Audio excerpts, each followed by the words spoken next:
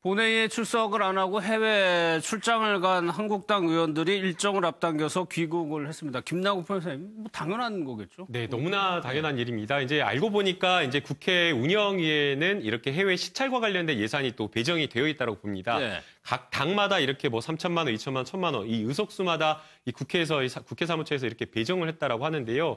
이 관례상 이 예결산이 끝난 다음에 연말 전에 그 비용을 전부 다 소진하기 위해서 이렇게 간다라고 하는데, 물론 이제 여러 가지 상임위 차원에서 해외의 어떤 법과 제도, 정부 운영 이런 것들이 어떻게 되는지를 살펴보는 시찰 충분히 할 수 있다라고 보입니다. 그러나 본연의 국회, 본연의 임무 같은 경우에는 국회 상임위에 계류 중인 어떤 법안이라든가 본회의에서 처리돼야 될 법안 통과와 관련된 부분에 있어서 그 부분에 대한 어떤 책임 있는 국회의 모습을 보여야 되는데, 그런 것들을 방기하고 떠났다는 것이 문제입니다. 특히나 이번에 26일부터 시작된 임시국회 같은 경우에는 김용분법이라든지 여러 가지 국회에서 논란이 뜨거웠고 국민들이 정말 필요한 법안이다라고 이야기하는 법안들이 있는데도 불구하고 그런 법안을 뒷전으로 한 채 이렇게 갔다라는 점에서 문제가 있었다라고 보이고요. 예. 지금 이제 여러 의원들이 나오는데 뭐 김성태 의원, 뭐 신보라 의원, 뭐 장석추 의원 여러 가지 의원들이 나오고 있는데 해당 상임위에서 굉장히 요직 중요한 일을 했던 의원들입니다. 그럼에도 불구하고 이렇게 외유숙성 출장을 갔다라는 점에서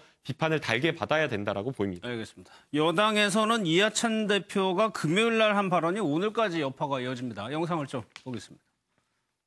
근데 그런 그 신체 장애인보다도 더 그 한심한 사람들은, 제가 말을 잘못했습니다.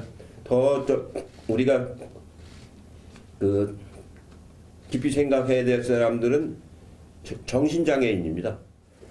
지난 금요일 당 전국 장애인위원회 할 때 축사 과정에서 제가 부적절한 표현을 해서 장애인들에게 대단히 죄송하다는 말씀을 다시 사과를 드리겠습니다. 저는 그런 뜻으로 말씀드린 건 아닌데, 결과적으로 장애인들이 마음의 상처를 입었다면 다시 한번 죄송하다는 말씀을 드리겠습니다. 이해찬 대표가 결국 오늘 공식적으로 사과를 하기까지 이뤘는데, 정영진 교수님, 글쎄요, 이해찬 대표의 발언 논란이 처음이 아니어서 더 문제가 되는 것 같아요. 네네, 지난번에도 특히 이제 외국인하고 네. 다문화 가정이죠, 쉽게 말하면.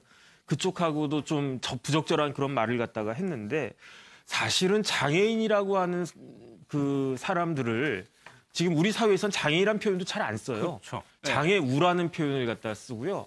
영어로 하면 이제 핸디캡트라는 말을 갖다 많이 쓰지 않습니까? 그러니까 살아가는 데 있어서 일정한 그 불편함이나 그런 어려움을 가지고 있는 사람들이란 뜻이지. 그런데 이제 이해찬 대표 이야기한 것을 보면 장애인은 비정상적인 사람인 것으로 묘사를 갖다 했단 말이죠. 이거는 굉장히 부적절한 용어 사용인데, 정치인이 사실은 말로 먹고 사는 사람 아닙니까? 그렇죠. 말로 사람들의 마음을 갖다가 위로해 줄 수도 있고, 말로 사람들을 갖다가 굉장히 상처를 줄 수도 있는 그런 자리인데, 좀 언어 사용을 갖다가 신중하게 해야 될 필요가 있을 것 같습니다. 알겠습니다.